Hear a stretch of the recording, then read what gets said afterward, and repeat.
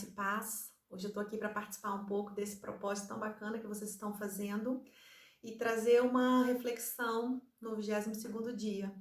O dia 22, lá no livro que a gente está lendo, traz o seguinte tema: criado para se tornar semelhante a Cristo. E ele tem como texto básico, como texto de referência, na verdade são dois textos. Romanos capítulo 8, versículo 29, que diz: porquanto aos que de antemão conheceu, também os predestinou para serem conformes à imagem do seu Filho, a fim de que ele seja o primogênito entre muitos irmãos. E ainda sugere um texto que está em Colossenses capítulo 1, o versículo 15. Este é a imagem de Deus invisível, o primogênito de toda a criação.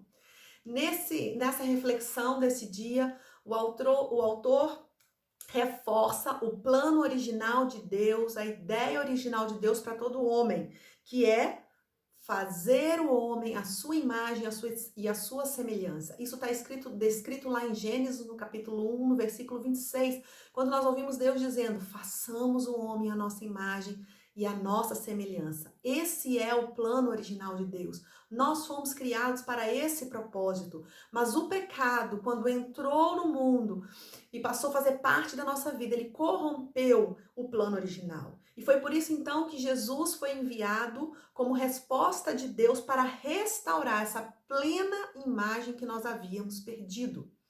E a ideia, a verdade é que o Senhor espera de nós, deseja de nós nessa caminhada um crescimento e um amadurecimento espiritual para que nosso caráter seja transformado e que nós sejamos cada dia mais parecidos com Cristo.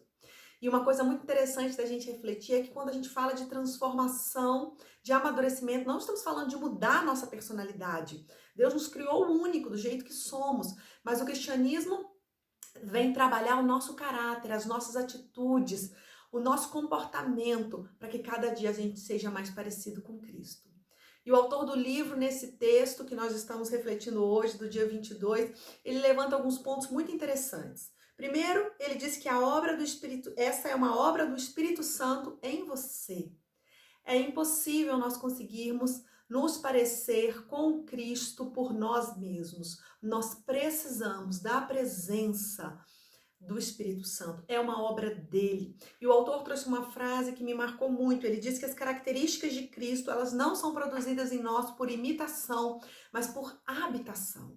Quanto mais o Espírito Santo me encher, quanto mais eu me relacionar com ele, maior é essa transformação na minha vida. Um outro ponto que o autor levanta é que nós devemos cooperar com esse trabalho do Espírito Santo. O trabalho é dele e a salvação não tem nada a ver com esforço, mas o crescimento e o amadurecimento sim. Paulo mesmo nos diz que era para a gente desenvolver a nossa salvação e é por isso que nós não podemos ficar parados simplesmente esperando que a obra seja feita, mas nós precisamos ser participantes, cooperadores desse trabalho do Espírito na nossa vida. O autor também pontua que Deus usa a sua palavra, as pessoas e a circunstância para moldar você, para me moldar. A palavra dele é a pura verdade, é toda a revelação que nós precisamos. As pessoas são o apoio que o Senhor nos dá para esse processo. E a circunstância é o ambiente propício que o Senhor permite para que cada característica que nós precisamos sejam desenvolvidas em nós a seu tempo. E por fim, ele ainda menciona um último ponto, que diz que esse é um processo lento e duradouro. A obra começou, mas ela ainda não está acabada. Esse é um processo longo. Todos nós estamos passando por ele. Vamos passar até que nós consigamos atingir a estatura de varão perfeito. Muitos crentes, eles abandonam esse entendimento, essa busca de transformação, achando que precisam se envolver com grandes feitos, com grandes atividades, mas nós não podemos perder de mente que o propósito original pelo qual nós fomos criados e o nosso destino final é nos parecermos com Cristo. Por isso eu quero deixar uma pergunta para você hoje.